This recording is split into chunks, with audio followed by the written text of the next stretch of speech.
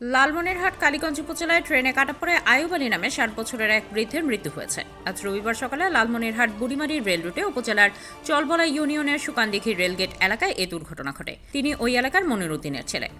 জানা গেছে, মানসিক ভারসাম্যহীন বৃদ্ধ আয়ুব আলী ঘুম থেকে উঠে বাড়ির পাশে রেল লাইনে গিয়ে শুয়ে পড়েন। এই সময় বুড়িমারি থেকে ছেড়ে আসা লালমনিরহাটগামী একটি ট্রেনে কাটা পড়ে ঘটনাস্থলেই তার মৃত্যু হয়। পরে স্থানীয়রা তার লাশ বাড়িতে নিয়ে যায়। লালমনিরহাট রেলওয়ে থানার ভারপ্রাপ্ত কর্মকর্তা ওসি প্রদীপ কুমার সরকার বলেন, লোকমুখে খবর পেয়ে ঘটনাস্থলে অফিসার পাঠানো হয়েছে। ১-১.৫ মাস ধরে অসুস্থ, কাউকে চেনে না, সে খালি জীবন আত্মহত্যা দিতেই চায়।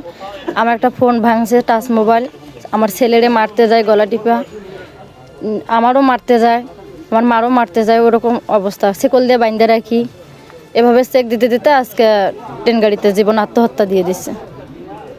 মনির উদ্দিন, উনি খালিশাপাড়া যান, এই সুকানদিঘি গুচ্ছ গ্রামের ওনার বাড়ি। দীর্ঘদিন থেকে মানসিক ভারসাম্যহীন। ওনার চিকিৎসার বহু চেষ্টা করা হয়েছে, চিকিৎসায় আর কি তেমন অগ্রগতি হয় নাই।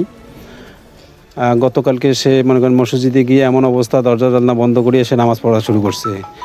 তাকে বিভিন্নভাবে করে আমরা পরে অন্য পন্থা অবলম্বন করে দরজা খুলছি। খোলার পরে মাগরিবের নামাজ পড়ার পরে তাকে কোনো রকম এসে বাড়িতে রাখে গেছি। আজকে সকালবেলা সে বাড়ির লোকের অজান্তে দৌড়ে এসে ট্রেনও আসছে, ওই সময় এসে একদম সামনে পড়ে গেছে।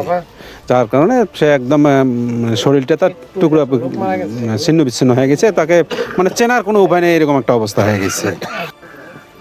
চলবলা ইউনিয়নের বারাজান, খালিশা বারাজান গুচ্ছগ্রাম সুকানদিঘি বাজার এলাকার মোহাম্মদ আয়ুব আলী নামে একটি লোক ভারসাম্য রোগী ছিলেন দীর্ঘদিন থেকে। আমি এখানে এসে জানতে পারলাম যে উনি ভারসাম্য রোগী ছিলেন। দীর্ঘদিন থেকে ওনার শিকল বেরিয়ে দেওয়া ছিল। হঠাৎ করে একটু ভালো মনে হওয়ার কারণে ওনারা মানবতার দিক বিবেচনা করে শিকলটি খুলে দেয়।